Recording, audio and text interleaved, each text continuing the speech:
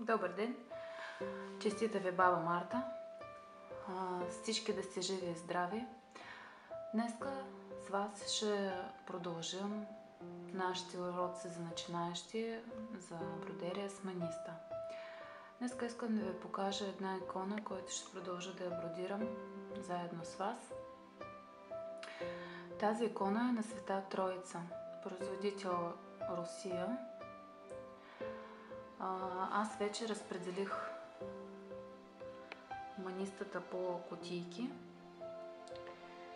и започвам да бродирам с един цвят. Той върви най-първия и е доста лъскав и красив. Както помните, започваме от дясното. По-точно продължаваме в дясното ъгълче. Шиеме го, аз вече го почнах, значи завързах възелчето и както помните продължаваме да шиеме от лявото долното ъгълче на дясното горното ъгълче на шеф полукръст. Сега като ще доше това рече, ще се върна на другото и ще ви покажа как при завършването на второто рече да прескочите на третото.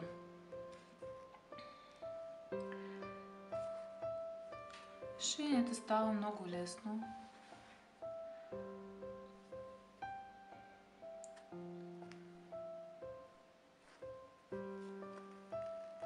Тази икона има 20 цвята.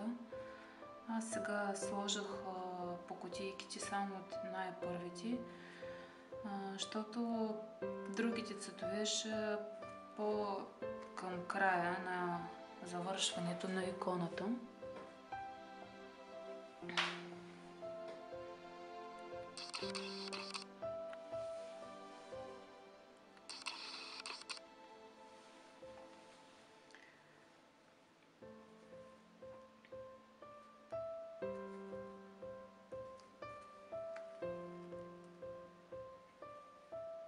Много е приятно да шиеш гоблин с маниста.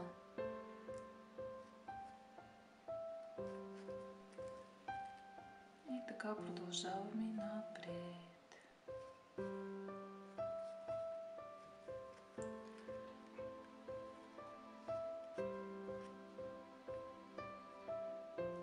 Може би отначало ще ви се струва, че върви малко неравно, ама като вече завършите втората реч, той ще се изравни и ще стане всичко на своето място.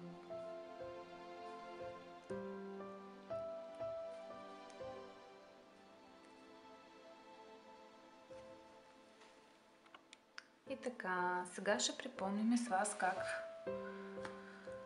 да продължим следващото рече.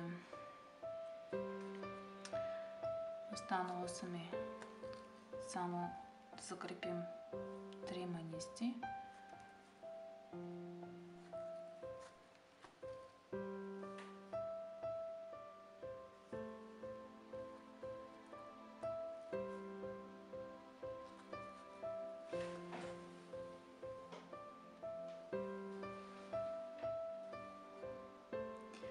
И така, значи завършваме като продължаваме да шиеме кръстат бот.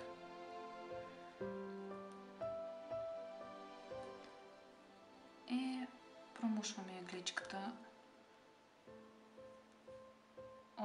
надолу и просто обръщаме панама. И така, сега ще продължим следващото рече, второто. Като продължим да шиеме, само че в обратната посока. И шиеме от долното ъгълче нагоре.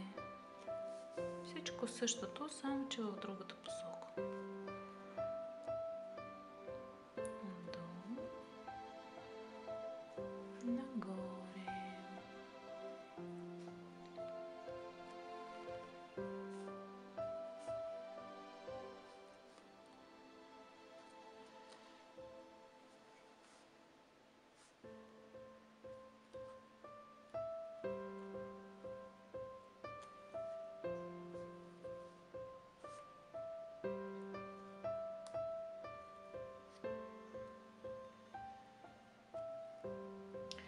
Ако ще имате някакви въпроси по време на шиене на подобни гоблини, моля, задавайте своите въпроси, като пишете или във Фейсбука на нашата група, или директно под видеото на YouTube. Ще пробвам да отговоря на всички ваши въпроси. По възможност, разбира се.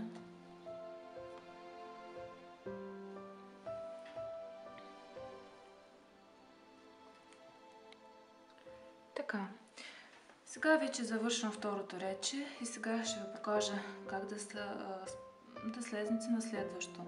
Има малка разлика между завършването на речето от дясната и от лявата страна. Значи сега продължавате, както го продължавате по кръстат бот.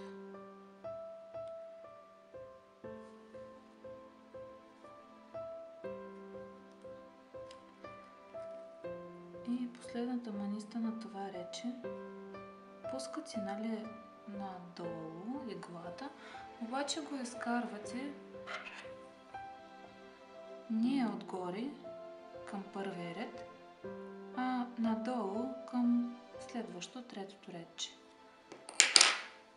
И се получава ето така. Като обърнете панамата и го изкарвате надолу към следващото рече, което ще го продължавате да шиете. И пак продължавате по същият начин, като го ушахте първото рече.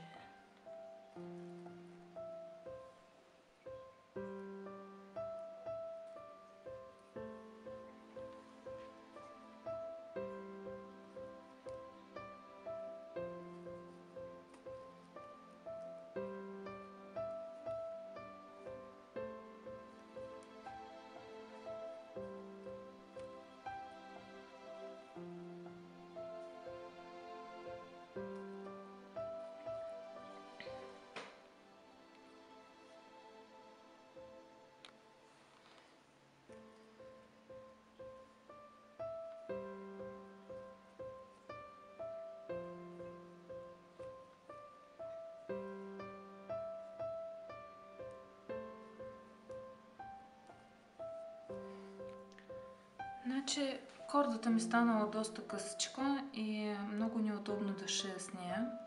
И затова сега ще ви покажа как да закрепим конец или корда на обратната страна.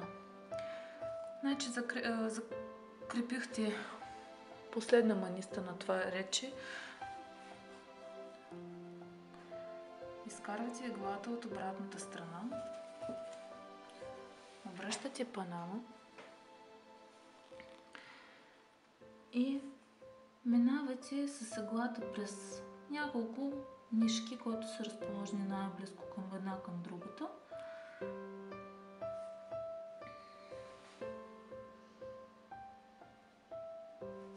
Ето. И правите възелче. Аз правя 3 възелчета, за да не се развързва.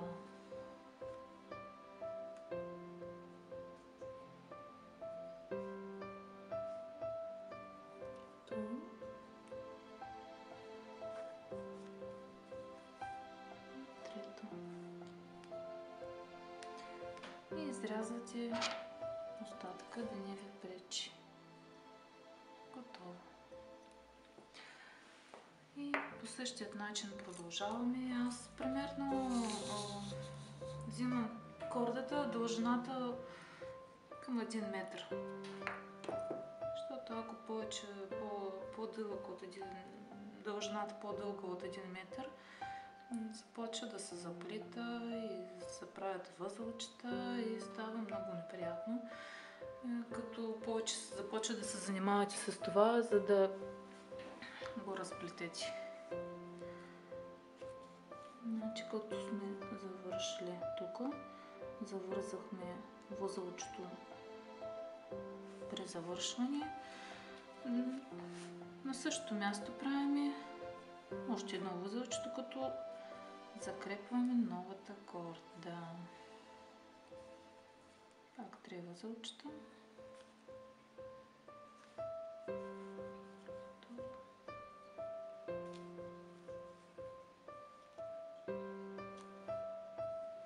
Трето.